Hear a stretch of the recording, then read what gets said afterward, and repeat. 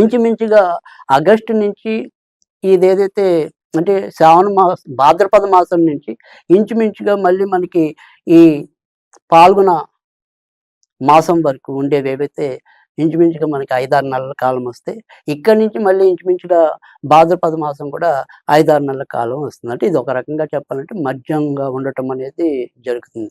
కనుక ఈ పుత్రదా గణపతి వ్రతాన్ని ఇప్పుడు మనము ఈ పాల్గొన శుద్ధ చవితి నాడు ప్రారంభించి, ఇక్కడి నుంచి ప్రతి నెల కూడా చవితి నాడు ఇంచుమించుగా మళ్ళీ వినాయక చవితి వచ్చేదాకా కూడా చేసుకోవాల్సి ఉంటుంది.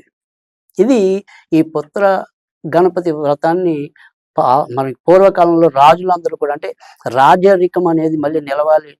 తన తర్వాత వారసులు కావాలి. మరి ఖచ్చితంగా వాళ్ళు పరిపాలన యోగ్యులు కావాలి అనే సదుద్దేశంతో అప్పటి రాజులు చాలామంది ఈ పుత్ర గణపతి వ్రతాన్ని చేసి తరించి ఆ రకంగా వినాయకుడి యొక్క కృపని వాళ్ళు పొంది ఉన్నారు. కనుక వారి రూపేణా మనకి ఇది బహుళ ప్రాచుర్యంలోకి ఈ పుత్రదా గణపతి వ్రతం రావటం అనేది జరిగింది. అయితే ఇక్కడ దీన్ని ఎలా చేసుకోవాలి అంటే గనక దీన్ని మీరు సాధారణంగా వినాయక చవితిని